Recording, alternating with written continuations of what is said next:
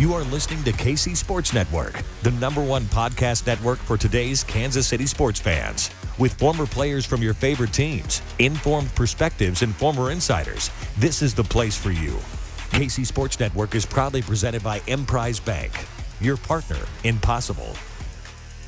What's up? Welcome into the very first edition of KCSNU Kickoff here on the KCSNU YouTube channel.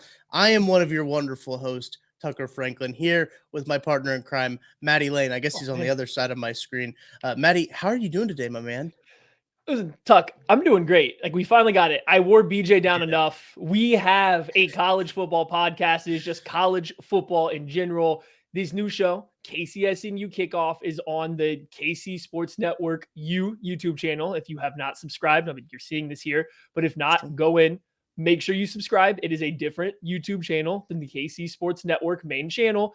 Subscribe to this one. This is where all of the college content goes. So that's your Missouri Tigers, Kansas Jayhawks, State Wildcats. And then now this show's sliding in here to come out every Saturday morning for you guys.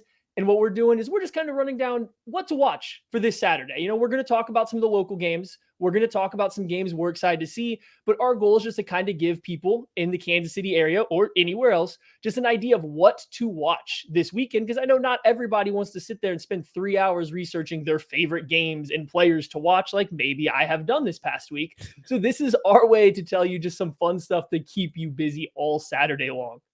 Absolutely. And you could play this in the car while you're driving anywhere. If you're going to a road game, I'll be in Manhattan, Kansas for the Missouri Tigers Week 2 matchup, which we'll get to talk about. We'll get to talk about it a little bit. But yeah, we want this to be like college game day, but localized for you guys in Kansas City for your favorite team. That's kind of what our thought process here is. At KCSNU Kickoff is going to be that place where you go to hear about all the local teams and some of the games that you might have interest in if you are maybe a Kansas City Chiefs fan and want to look at some prospects for, next year's draft. We're going to be talking about some of those prospects as well. Maddie has already dove into, I think, 28,000 players already by September the 9th. So yeah, we might be on a second notebook. Look at that already. We've got some good content. I'm excited for it. But so this show, hopefully you can stick with us here all the way through the end. Thank you for tuning in on the YouTube channel. Make sure you hit that like button, hit the subscribe, get the notification bell on too so you don't miss a single episode. This will be, as Maddie said, coming to you every Saturday. So Maddie, let's get started with our one big thing. Your takeaway from week 1 of college football. What do you got? What do you want to talk about? Every conference is still just chasing the SEC. And I know people are tired of hearing about it. And I think especially a lot of Midwest fans here. So there's a lot of Big 12 and a lot of people that still like, the Big 10 and all these other places. But the SEC is still number 1. And you don't have to look any farther than just seeing what Georgia and Oregon played, right?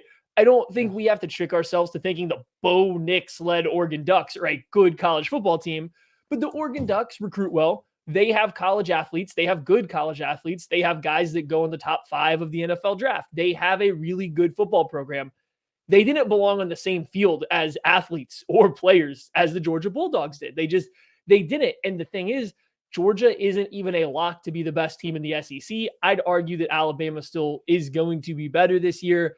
Then you can even flip over. Florida is a mid-tier SEC team, maybe a little better this year, but they weren't ranked, and they take care of Utah, the Pac-12's other hope to make potentially the college football playoff this year. It's a one-score game. It was close, but it's the SEC versus the world at this point in time, and I think this is kind of why we're heading to super conferences. But watching week 1, I just see no reason to think that the SEC is not by far, the NFL minor leagues, whereas everybody else is playing catch-up. It's insane. And as a guy who I'm an SEC guy myself, I've always thought the conversation for any other conference that's to be the best is kind of ludicrous. The Big Ten's got some good teams, but top to bottom, they're not the better conference. Listen, I know that, at the bottom of the conference for the SEC, they got some not very good teams, but they're no Rutgers. They're no Nebraska. I'll say that, but I will talk about the Big Ten here in a little bit. But no, Maddie, I completely agree with you. I think the most surprising game from last weekend for me was that Georgia-Oregon game. I think I expected that game to be a little closer. I know that when we were talking about it, I was like, hey, maybe Bo Nix is actually going to be a decent quarterback for them. I don't think that. I don't think that anymore. But no, I was just surprised that the Georgia just reloaded as they did. They lost a lot of players to that draft, but they did not look like they skipped a beat at all. No, it didn't matter. They lost, I mean, how many was it? Like 6 or something like that, top 50 picks, and they come back and they look just as athletic, if not more so, when you're just looking top to bottom. And yes, it's a little bit of an outlier for the SEC because Georgia is one of the best teams in the country, but Texas A&M, Alabama, Florida, even though I don't think they're always going to be right up there, like these teams have the same caliber of athletes top to bottom. It's beyond just being good football teams with the best coaches, the best players.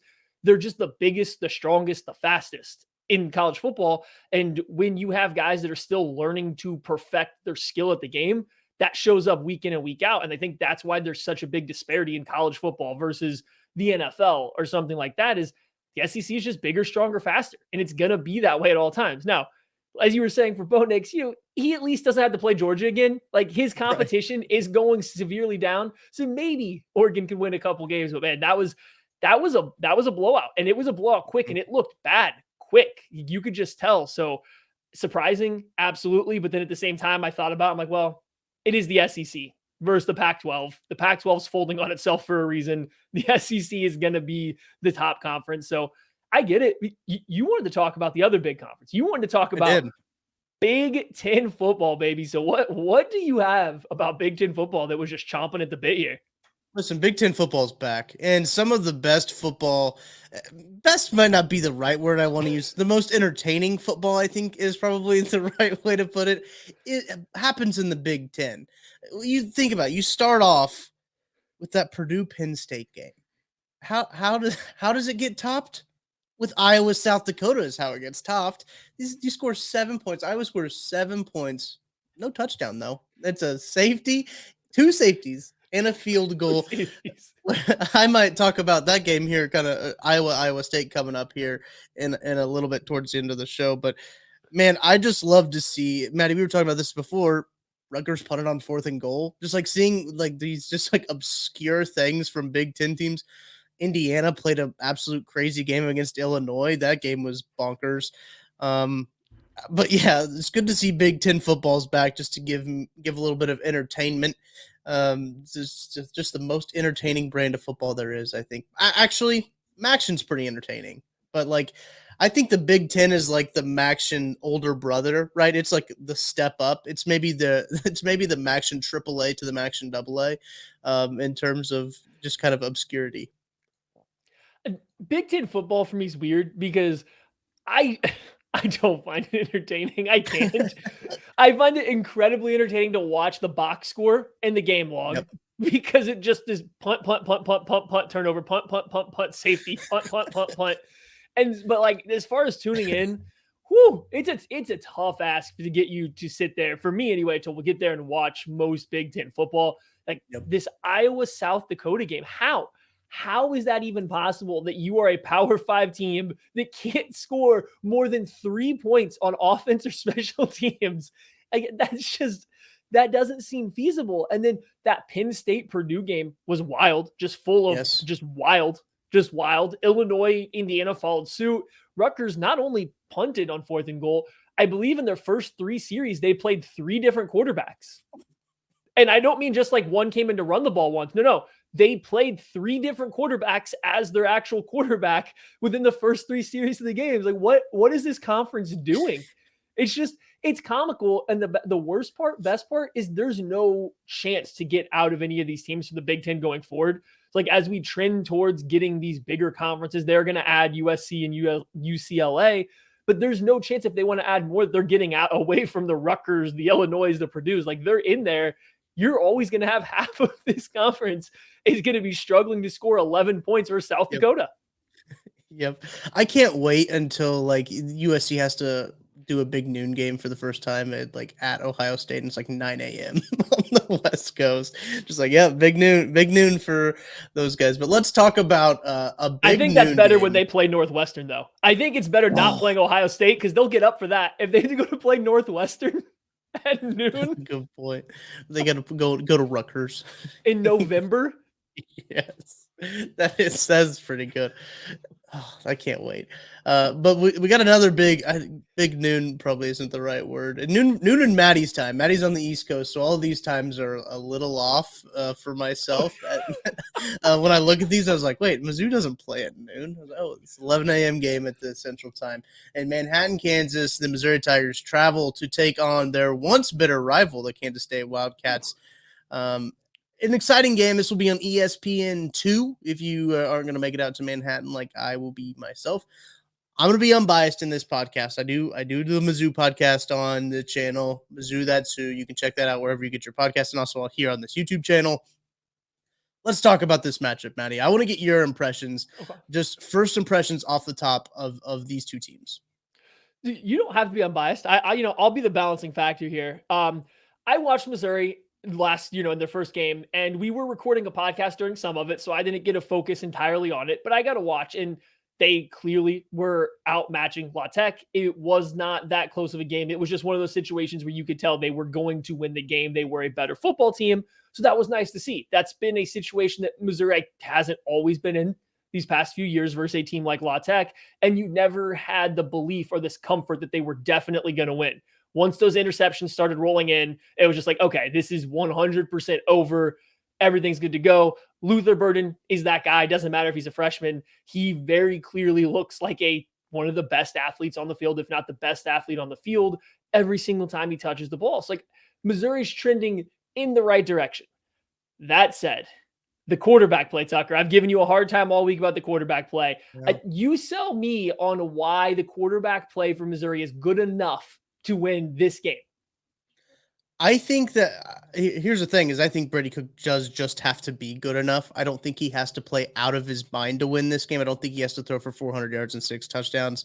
I don't know if Brady Cook can do that.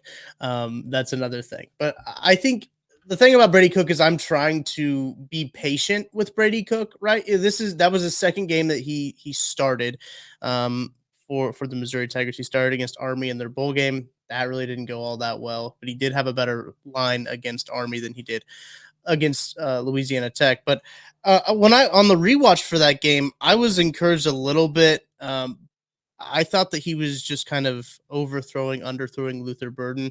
Some of those balls were on the spot. I think the ball placement needs to be improved a little bit better. But I realize I'm not really talking you into Brady Cook right now.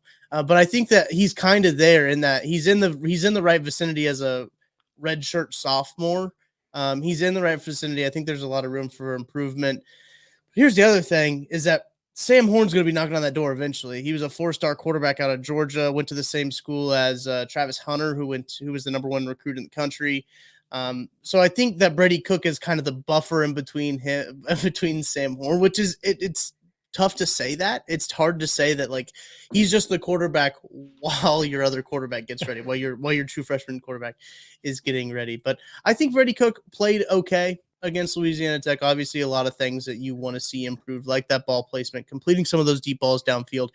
His arm strength isn't really where you want it to be either, especially with a guy like Luther Burden. So it might be a little bit more of underneath stuff and letting Luther Burden get the ball in space and have him do his thing. I think that's really going to be the big thing with Brady Cook is I know a lot of Missouri fans criticized Drinkwitz for those screen calls, for those screen passes early on, but you want to get the ball in the hands of Zeke Powell. Or not Zeke Powell. Zeke Powell's the right tackle. Of Dom Lovett. I had Zeke Powell written down on my sheet. That's why I said it. Of Dom Lovett and Luther Burden, 2 of your best wide receivers. So I don't hate getting the ball out there very quick to them and letting them do what they do. Luther Burden broke 4 tackles and scored a touchdown on one of those plays. Granted, it was Louisiana Tech, but like he's good. So I don't hate getting the ball into your athlete's hand, letting them do it. So I think if Brady Cook can do that, Brady Cook can complete passes that he should complete, he'll be fine.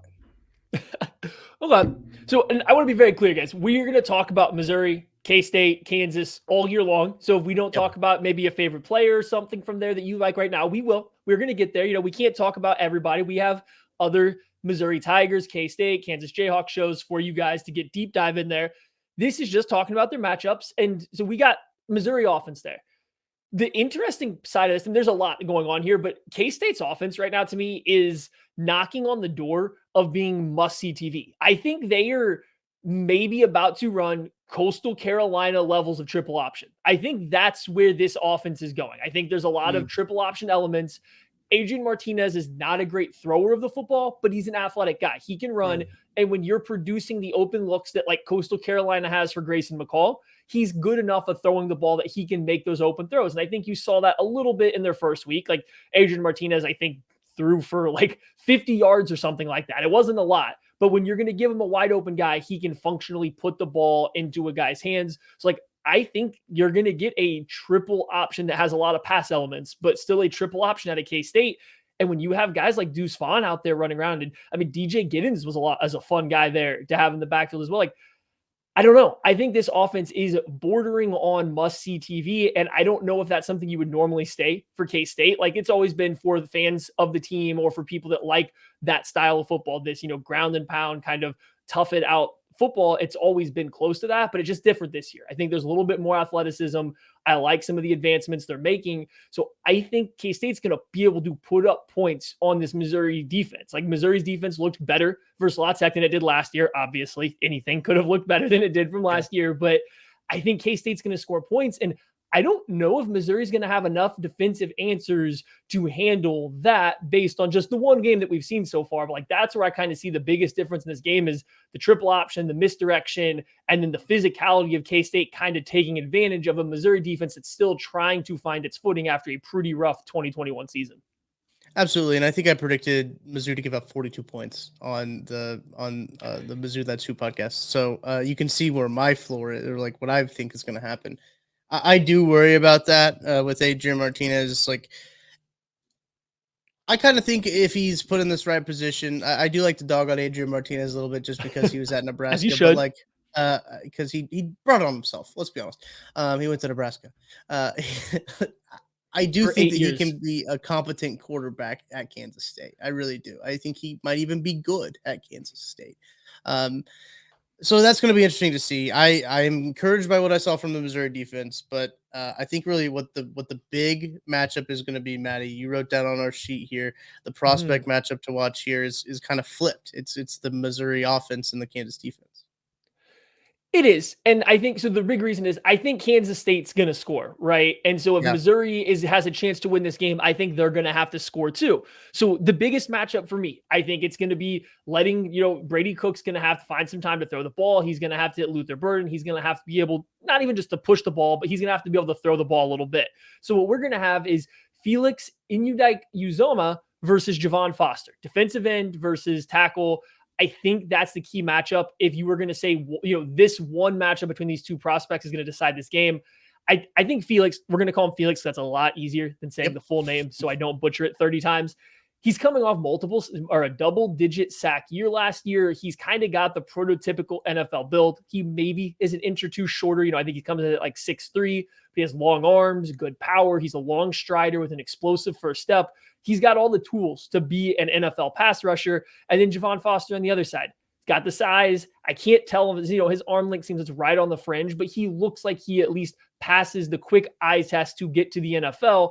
This is a matchup of two guys that are probably looking at day 2-ish type picks right now, maybe even early day 3, but another big year for both of them right now could really propel them up. And so if you're going to watch just two guys go at it, I think this is where I would be focusing on for this game. I would add, and here's where Zeke Powell comes in to where I was saying. Zeke Powell is going to be the right tackle as well.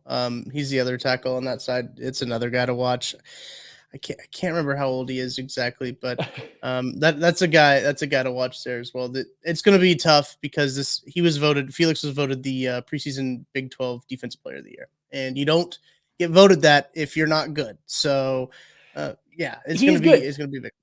So I was watching him this week leading up to this just to get an idea of what I thought. And at first I'm watching him like, okay, I don't see a lot of pass rushers being strung together. I see a guy that looks like a good athlete with good power, just kind of setting the edge and then trying to manhandle guys and go get pressure. And I'm watching. And that's the way it looks for a half a game and then another half a game. But you get into the second half of games, all of a sudden now he's putting push pulls together. He's throwing in rips and long arms. It's almost, I know K-State's defense with the odd front, he's playing a lot of like a tight, 5-tech type of role. So it's a little bit different for a 250 pounder, 260 pounder. But it's just as the game went on, he got better and better. And I started to see him chain pass rush moves together. And I think there's a chance for him to be really good. So it's a good challenge for Powell. And then for Foster, if they can handle him well, or at least just not get beaten badly, I think that bodes well for Missouri. And then for their draft stock going forward, because I really do think Felix is going to make a push to get into that top 50 range as this year goes along. Yeah, he's good. I mean, there's no doubt about it. Zeke Powell's a grad transfer from Coffeyville Community College. So I just wanted to clean that up a little bit. So Maddie, let's pick this game against the spread. Let's do that. Pick versus the spread. The spread is set at Kansas State minus 7.5. Some books opened up at 9.5. Some opened at 7.5. In the middle of the week, it was settling kind of around 8.5. DraftKings Sportsbook has it at minus 7.5 right now as the recording of this podcast. What do you think? I'm sorry, Tuck. I'm taking K-State minus the 7.5. I think it dropped down just enough with DraftKings that I feel comfortable giving that touchdown and a half a point for K-State here. I just think that their offense is going to be a little bit more reliable. I trust them to figure it out, whereas Missouri, kind of like it was versus La Tech, I think it can be a little bit inconsistent. And if you're not getting Adrian Martinez isn't going to throw the ball enough to turn over the ball that many times. But if you're not producing those turnovers at that clip, I don't know if I trust Missouri's offense yet to keep it that close. And like I said, I think K-State might be actually good this year, not just good for them. I agree. I think I got to go K-State minus 7.5 too. As everything you mentioned, it's going to be a tough matchup for the Tigers. I think it's going to be a little bit too much for them to handle this early in the season. So let's move on to the next local game that we want to talk about. Kansas versus West Virginia. The Jayhawks go to Morgantown at 6 p.m. Is that your time or my time, Maddie? Is it 6 p.m. my time? I believe that should be my time. Okay, so that's a 5 o'clock game, Central Time. So that'll be on ESPN Plus / the Big 12. As they call that the Big 12 Network or Big 12 Now or something like that. It's dumb. Literally no idea what it's called. It was written on there, so I put down ESPN. The game's on ESPN Plus. Okay, this is a game between two Power 5 teams that's actually on ESPN Plus. That kind of tells you what people think about this game right now. I'll give you the spread at the top of this as you guys are listening to us kind of talk about this game. And West Virginia is favored at 13.5. We'll come back and pick that later. Something to think about there. The boys at Booth Review are very high on the Hawks this year. Maddie, what do you think? Okay. I don't want to make too much of a judgment from Tennessee Tech. Okay. Like that's right. Tennessee Tech is a team. I didn't want to make a huge judgment about Missouri versus La Tech, but La Tech's at least a real team. Tennessee Tech, let's calm down there for a little bit. Okay. I will say this. Kansas has a lot of transfers that have come in since Lance Leopold has been there. And it's a lot of guys that belong on Power 5 football fields, which is something that I don't think Kansas could always boast. I don't think you could say they could field 22 guys that belonged on college, Power 5 college football fields week in and week out over the past few seasons. So the fact that Lance Leopold's got them there, it's looking good. I like what I have seen from them from that aspect. I really like Jalen Daniels. I think he's a good college quarterback. I don't know if there's a lot there to go farther, but he's a good college quarterback. So you have that. You have athletes that belong on the field. You have a good college quarterback, and you have a good coach. That's a recipe to win a fair amount of games in one of the best conferences in college football. I would go out on a limb. I don't even know I think it's a pretty sturdy limb that I'm going out on and say that Jalen Daniels is the best quarterback in the area. When you talk about Adrian Martinez and Brady Cook, I think Jalen Daniels kind of takes the cake there. Is Nebraska local? Good. I think that'd be your closest competition. Casey Thompson. That's not it's Jalen Daniels. Okay. Yeah. Sorry. No. I also have a really weird bias towards Nebraska. Or I guess I'm picking up on that. I don't. It's we can dive into it on a later podcast, I guess. But yeah, I mean, they did what they were supposed to do against Tennessee Tech, right? This Tennessee Tech team is a team that I think won 2 games last year in the Ohio Valley Conference. Not a sturdy conference. They're getting a lot of. I think they just got Lindenwood went from FCS up to the Ohio Valley this year, so they even have a new team this year that's coming up from FCS. So not a lot of competition for them. So I'm not surprised that Kansas beat them the way that they did. They did what they were supposed to do, which is good. It is not always what you can say about Kansas football teams. So that is a step in the right direction. On the defensive side of the ball, I do like some of these guys that they have. I know that we talked about a few of them before. Craig Young is a redshirt junior who transferred from Ohio State, and he looks like he transferred from Ohio State. Looks like a dude playing on Kansas who transferred from Ohio State. Always good. So, Maddie, anything else you want to kind of highlight on this game before we talk about kind of the prospects to watch in this one? Yeah, I think we should talk about West Virginia a little bit. I don't know if West Virginia will come back up on this show. I don't know. It's not must-see TV. Jackson Dart, ooh, rough player for them. Don't love the quarterback play. West Virginia's got some guys on defense. I think Dante Stills is still there. His brother Darius Stills was with him and came out last year. Chiefs fans may recognize the name. Gary Stills' sons. Dante Stills is still there. They have Bryce Ford Wheaton is a wide receiver, big wide receiver, made a lot of plays against Pittsburgh. And then he also had the drop that led to the interception that essentially lost in the game. But he's a guy, it'll be interesting to see Kansas's secondary try to cover him. Because I'm talking about how Kansas has these guys that belong on the field. They have these athletes. Bryce Ford Wheaton looks like a plus athlete, especially given his size and his athletic ability. What does that look like when West Virginia is just heaving up YOLO balls to him like they've already shown they're going to do? Does Kansas have the bodies? Do they have, the ability to take that away to really limit them? So I do think this is a nice test. I think West Virginia is a good test for Kansas, but I don't think it's something that this is a little bit peek ahead. I'm not really thinking Kansas is going to get blown out here. I think these teams are a little bit closer to evenly matched than I would have thought coming in. And a lot of that's just because Dart looks really bad. I don't think West Virginia has everything figured out right now. So it's a nice, good kind of stepping stone, I think, for the Jayhawks coming off of a Tennessee Tech blowout. They played really close last year, if I remember correctly, but that was also in the booth. They are going to West Virginia this year.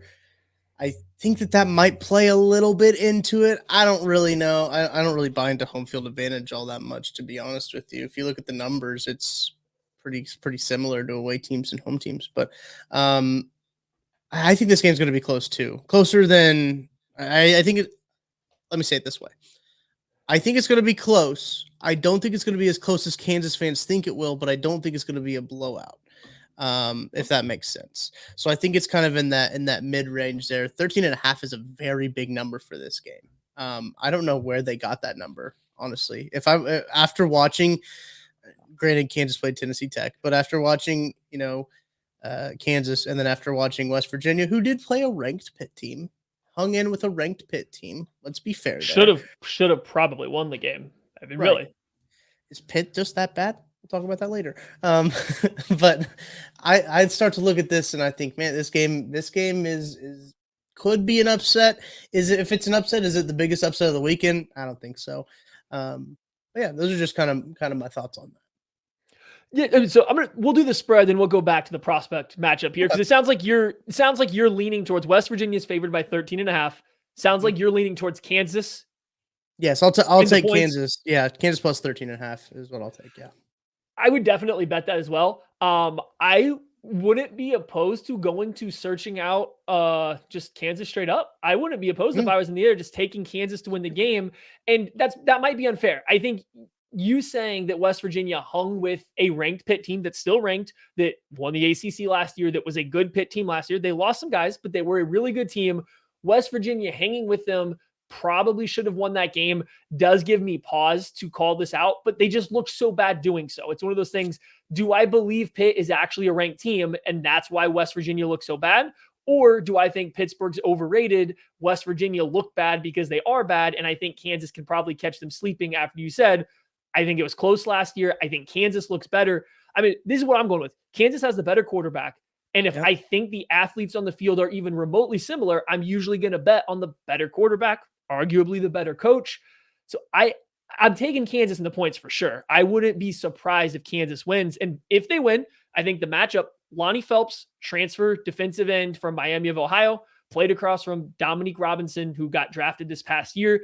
He was just as productive for Miami, more productive for Miami of Ohio than Dominique Robinson was. And Dominique Robinson was a coveted draft prospect by those of us that, follow the draft closely. Lonnie Phelps had 3 sacks, Tennessee Tech, but 3 sacks in his Kansas opener. He's a good athletic, a little bit undersized, but an athletic edge rusher. And he's going to be going up against Brandon Yates, who's I think a 4-year starter at tackle for West Virginia.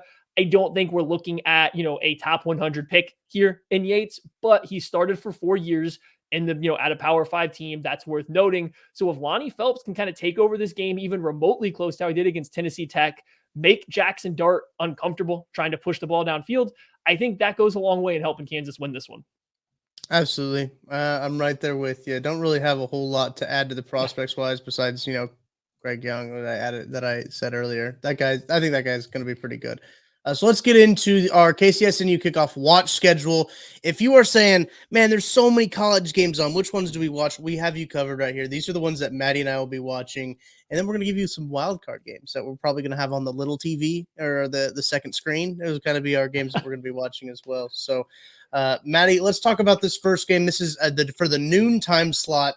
I think this is easy. I think that this is an easy game to throw on. Alabama versus Texas. The Crimson Tide go to Austin, Texas to take on former Nick Saban assistant Steve Sarkisian. And that game will be on Fox. That's the Fox Big Noon game. What do you think about this matchup, Maddie, off the top?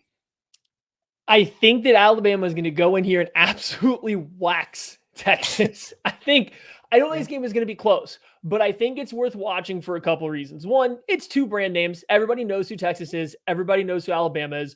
Both have talent. Obviously, Alabama does. Texas still recruits well. They still have guys that go to the NFL. It's two talented teams playing. It's always worth tuning into. Two, I think Nick Saban's out for blood this year. Just listening to the way he talks even about his assistant coaches. He now has a losing record in his last 3 games against assistant coaches. Hearing him talk about assistants, you can just tell there's a little bit more bite there. I think he's going to go out and try to prove a point. He just saw Georgia do whatever they did to Oregon, whatever that nonsense was. I think he wants to go, and they lost their number 1 spot, or they lost number 1 votes because of it. I think he's going to want to go out there and prove it. I think this game, you got to tune it on. Maybe you only have to watch half, and then you get to catch the second half of Missouri K-State, and only pay attention to just that. But I think this game you have to tune into right away to watch because it's two brands. You don't get Alabama and Texas playing very often. That's a good point. That's very true. You don't really get that. What I'm kind of looking forward to is there's a lot of hype around this Texas offense, right? With Bijan Robinson, you got Quinn Ewers, those guys going up against a very good defense in Alabama. Alabama's, obviously the cream of the crop right there. I would kind of want to see if Texas is really back. Can they keep it close? This is kind of a measuring stick maybe for Texas, more so than Alabama. Alabama should run away with this game. If you look at it, Vegas has them favored by over 20 points, which that's a big number, and I don't like big numbers when it comes to sports gambling. So, yeah, I do like this game. I think, correct me if I'm wrong, is College Game Day at this one? Probably. That sounds right. I believe it is. I think they are, but those are kind of the couple guys that I'm watching on the Texas side of it, because man, I'm sure we'll talk about Alabama a whole lot. But yeah, what do you think about kind of the prospect matchup for you there, Maddie, in this matchup? Yeah, so Alabama will certainly come back around this year. Texas has a chance to, so we don't got to talk about all the guys. I will say this particular game, Texas offensive line, they lost their only really veteran player to an injury before the year started. They are playing all sophomores and freshmen across the offensive line versus Bama's monsters that they always have. Like that's ugly. But the matchup I got is similar to the K-State Missouri thing. If Texas wants to win, they're going to have to score points. Quinn Ewers is going to have to be able to throw the ball because they're not going to run on Alabama. He's going to have to be able to throw the ball downfield. So, Xavier Worthy, one of the best wide receivers in the country, underclassmen. But they also have Jordan Whittingham, is another good wide receiver, a little bit bigger body guy on the outside. He doesn't get quite the shine some of the other Texas receivers does, but he's worth watching. So he'll be going up against Eli Ricks a lot. And that's a LSU transfer, 5-star corner, played at LSU, was really good for a year and a half, transfers out to Alabama, number 1, I believe, transfer player in the entire portal this year. Excellent corner, all of the skills and traits that you're possibly going to want. I have a hard time saying that Keely Ringo of Georgia is definitely cornerback 1 over him. Eli Ricks is more my speed at the cornerback spot that I like right now. So I just think seeing Ricks up against these wide receivers, if he can slow one of them down, if he can stop one of them, whether that's a Whittingham or a Worthy, I just think that limits anything that Texas offense can do and makes it that much easier for Alabama to put up a ton of points and cover the 20.5 spread that I'm picking them to do. I think Bama's doing it. I'm not afraid of the big number. I think Bama is putting their foot across Texas's throat in this game because I think Saban is pissed this year, and I think Georgia coming out and mollywopping Oregon only made it worse. Well, I'm going to pick Texas in the points. 20.5 is a lot of points, especially against a big time program. Look what Georgia did last week to Oregon. These SEC teams, Maddie, as you mentioned, look like that they're out for blood, both Georgia and Alabama. So I think that's a good pick, but I just am scared of that number, so I'm not going to do it. That's fair. I'm going to take Texas plus 20. I want to see Texas be competitive again. I want to see them be competitive again, especially before entering the SEC. I think that this is a good measuring stick to see where that program actually is. So let's move on to the afternoon game, the 3:30 time slot, 2:30 if you are in the Central Time Zone. That is the Tennessee Titans. Look at me, NFL centric mind. The Tennessee Volunteers traveling to Pittsburgh, PA, to take on the Pitt Panthers, the ranked Pitt Panthers. This is a ranked matchup on the afternoon time slot. That'll be on ABC. First thoughts, Maddie. What do you think? I believe this is a rematch of a high-scoring affair last year. I believe Pitt won by 1 score last year when these two teams battled early on in the season. I like Tennessee. I think Tennessee is a better team than they were last year. Most of their key cogs came back this year. Hendon Hooker in this offense, he's throwing the ball all over the field. It looks great. They run, they do the tempo.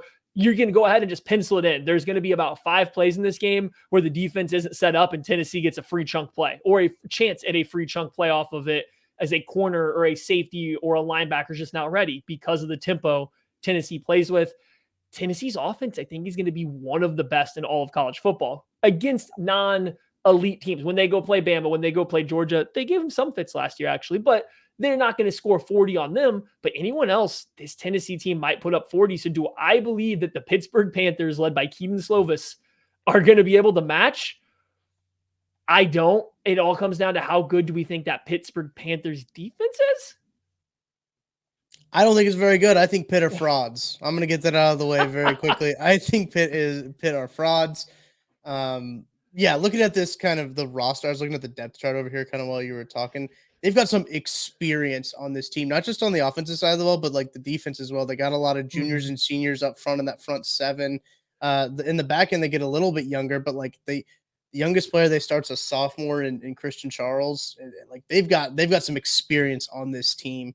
Hendon Hooker, obviously grad transfer, good quarterback, one of those guys that could be in conversation for one of the best quarterbacks in the country. I expect him to probably come out. Where do you see him kind of slotting in the draft, Maddie? Just curious. I think this year will tell you a little bit. I think he's actually got a good arm. I think he's pretty good, but he is coming out of the most spread systems that you can get. Like we're talking 2 receivers will be stacked one behind another outside of the numbers on a college football field. Like that's how wide they spread it out. They run tempo. Tennessee hitting 70 plays in a game it's not rare at all. So you got a lot to decipher there. I think you're looking at a guy that has a talent to be a day 2 quarterback though. And I like Hooker. I really do. I think he's good. Just going to carry this over to the prospect to watch. I actually have one of the prospect matchups here is going to be Tennessee wide receiver Cedric Tillman, 6'3", 215-pound receiver, big guy, not necessarily explosive, but he has long speed. He has build-up speed, so he can get vertical. He's physical through his route stem and can play at the catch point. So he's going up against the entire Pittsburgh secondary, I believe is all kind of veteran guys that have been around. I have the matchup against MJ Devonshire, but I believe he might not even start this game because they also have AJ Woods and then Marquise Williams. They're all good press corners. Pat Narduzzi is going to have these corners get up in your face, try to press. You're pressing a 6'3", 215-pound wide receiver running tempo that likes to run vertical routes. It could be a 150-plus yard day for Cedric Tillman if he starts beating some of these corners off the line. Hendon Hooker will hit him. So I really like that matchup. I think this is a big, big one to watch. If Cedric Tillman gets slowed down at all by everybody in the secondary, by all the press coverage, by all the quarters coverage that Narduzzi is going to run, then all of a sudden you're relying on the Tennessee run game. You're relying on Hooker to play a timing game over the middle of the field, which he can. It's just a lot less reliable than letting them hit vertical shot after vertical shot like they have done numerous times in the past year and a half now. Pitt defense has produced some dudes in the past few years, so it doesn't surprise me that they've got more dudes when it comes to the secondary. So, Maddie, let's pick this against the spread. Tennessee's favored by 6.5 points. What do you like? I hate that we're like on the same on all these, but judging by your Pitt is fraud statement, I think you're taking Tennessee too, and so am I. I'm a Hendon Hooker believer this year. I'm a Tennessee believer. The defense is sketchy. I think Byron Young, a defensive end, it's his second year with the team. I think he is good. The defense outside of that is sketchy, especially as much as they're on the field. I just think this Tennessee offense under Hupel is going to put up enough points that they are going to cover versus non-top tier teams. And I don't think Pitt is a top tier team at all. Give me Tennessee despite giving up 6.5. I'm with that too. Like I said, Pitt is frauds. That's all I have to say about that. And Tennessee's actually good. I think Tennessee's actually a good football team. So that's going to also play into that as well.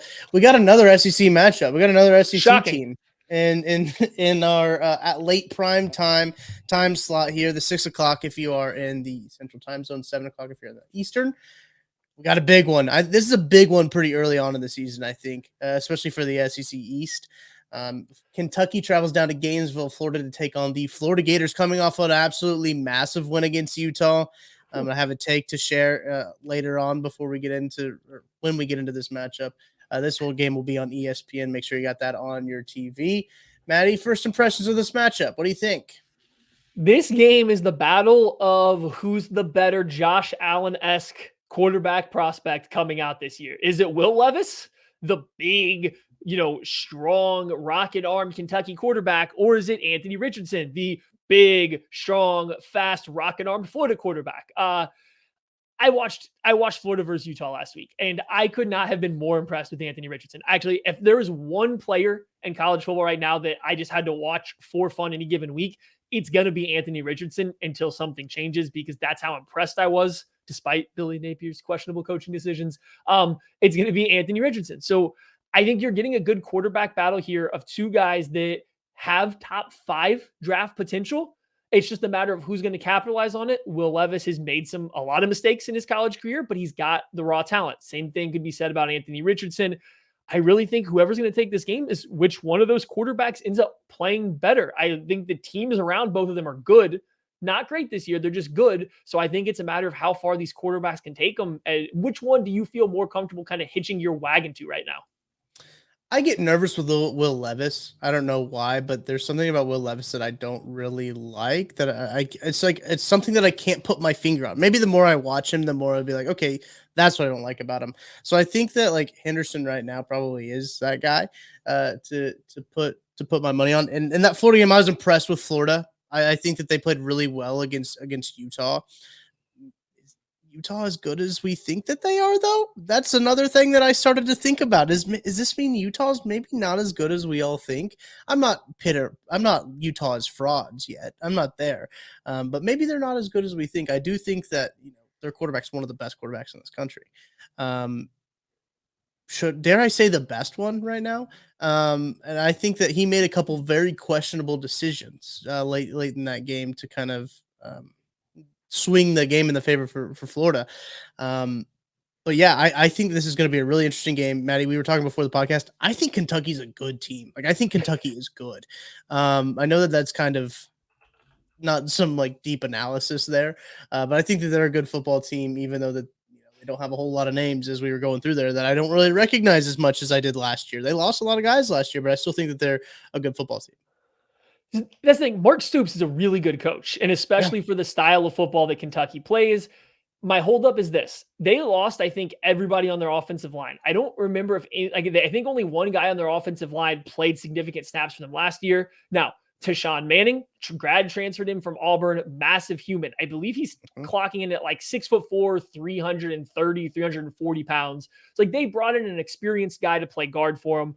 But outside that, the offensive line, inexperienced. The defensive line, they lost Marquand McCall, Bully Ball McCall, one of our favorites. But outside that, and Josh Pascal. So they actually lost 2 guys that started on that defensive line.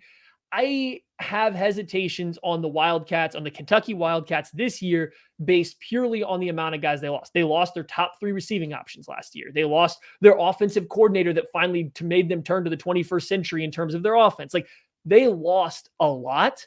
So for that reason, I'm going to take Florida minus the 6 points in this game. I'm taking Florida laying the points at home. I think they're coming out. They're winning this one by more than a touchdown.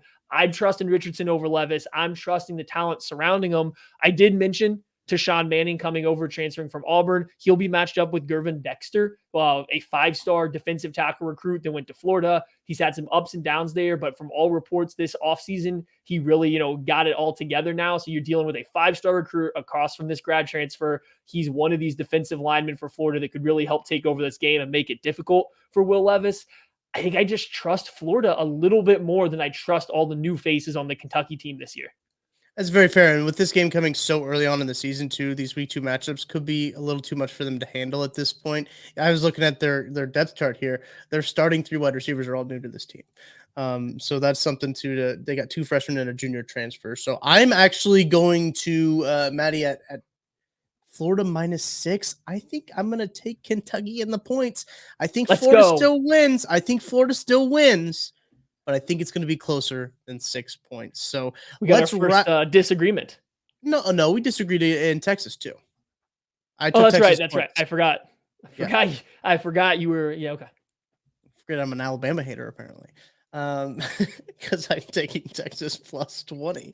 Okay, Maddie, let's round out this show here. The first episode, KCSNU Kickoff. Appreciate everybody listening with us. Make sure to like and subscribe to the video if you've liked what we talked about so far. Rapid fire, wild card games. I'll start with mine. I want to talk about USC and Stanford. This is a game that I'm going to be watching. It'll be on the little screen. I like it because it's a rematch from last year, and Stanford beat USC last year. Shout out to Nathaniel Pete, who had a 76-yard run. Now the Missouri Tiger quarterback, he transferred from Stanford to Mizzou. So big motivating factor going into that one. This game is in Stanford as well. It'll be on ESPN. I've got a couple matchups to watch here. Listen, this might be a basic matchups to watch, but you should watch both of these quarterbacks. Caleb Williams still trying to find his footing against Rice. You can't really take a whole lot away from against Rice, right? So I want to see what he does against this Stanford team. And Tanner McKee, he's going to go up against a pretty young and inexperienced secondary from USC. And McKee, experienced. So I want to see kind of how that all shakes out. USC minus 8.5. I'm going to take Stanford.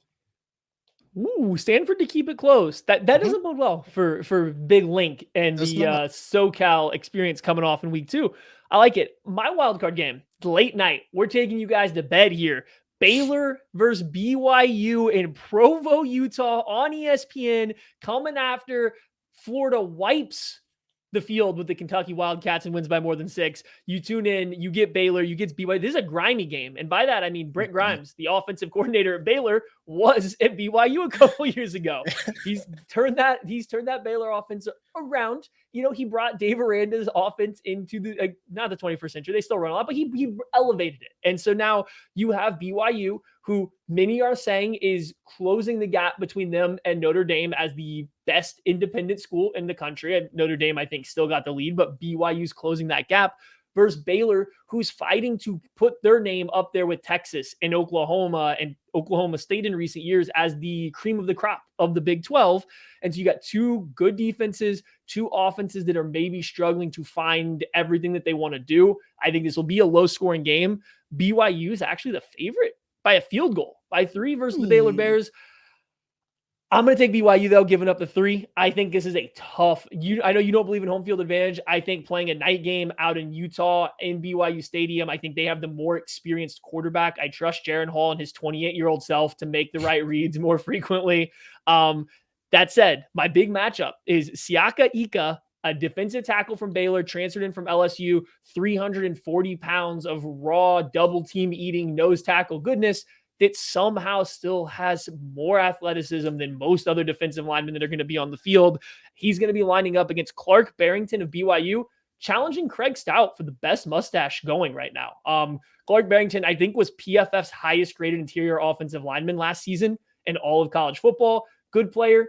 I think Siaki is going to be too much for him, but I'm interested to watch because, like, if you enjoy Jordan Davis, if you enjoy nose tackle play, Siaka Ika from Baylor is a guy that you have to get your eyes on. Despite that, I'm taking BYU. I trust the veteran quarterback in Jaron Hall. Love to see it, Maddie. We should keep track of our picks against the spread. We can do this for this show to see how bad we really are at picking these games against the spread. I have a feeling it's going to get ugly. So, Maddie, I appreciate you joining me and starting this venture together of KCSNU Kickoff. Have any final thoughts?